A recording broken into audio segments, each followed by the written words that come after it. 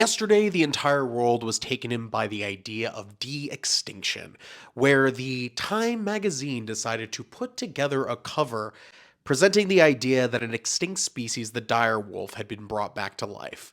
But I'm sorry to burst everyone's bubble, there's no way to de-extinct a species, and you only change 20 genes from a gray wolf. No, what they made was a modified wolf. And while cute and looking like what you and I think a dire wolf should look like because we watched a TV show, Romulus and Remus, the cute little puppies here, they're just a marketing ploy. They're a gimmick. It's a stunt to try to get more funding for a $10 billion biotechnical firm. This is Elon Musk's Mars colony. As Dr. Nick Rollins explained to the BBC, that when you heat up old DNA, it fractures and creates fragments, which means it's entirely unusable for cloning. What the doctors did at this firm was merely recreating some segments of the direwolf that made it look like a direwolf, injected those into embryos of gray wolves, and tried to genetically modify them so that they look to you and I like what we think a direwolf should look like. Dr. Rollins and I share the same feelings that this sends the message that extinction is not forever,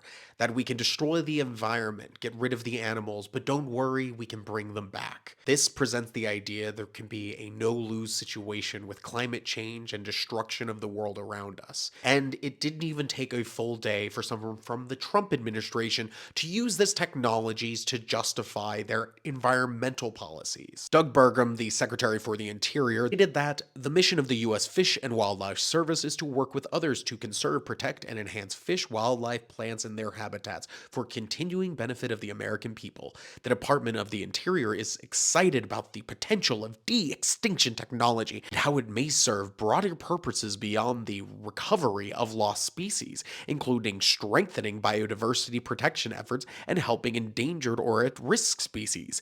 The endangered species list has become like Hotel California.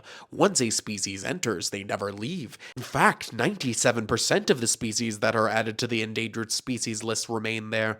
This is because of the status quo is focused on regulation more than innovation. It's time we fundamentally change how we think about species conservation. Going forward, we must celebrate removals from the endangered list, not additions. The only thing we'd like to see go extinct is the need for an endangered species list to exist. We need to continue improving recovery efforts to make that a reality, and the marvel of de-extinction technology can help forge a future where populations are never at risk. Since the dawn of our nation, it has been innovation, not regulation, that has spawned American greatness. The revival of the direwolf heralds the advent of a thrilling new era of scientific wonder, showcasing how the concept of de-extinction can serve as a bedrock for modern species conservation.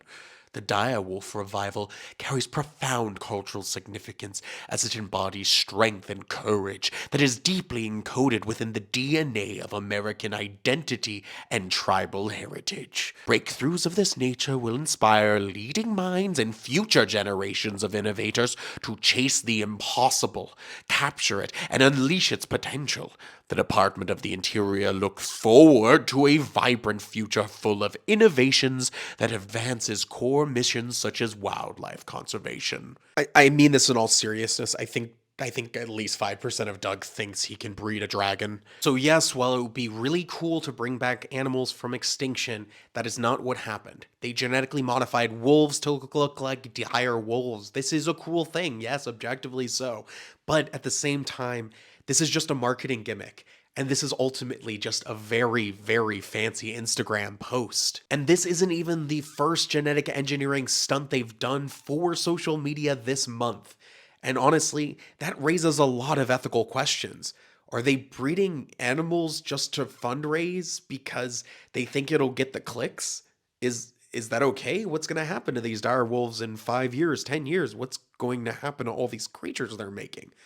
It seems like they're paying a lot of money to try to raise funds and using living creatures and deception to get there.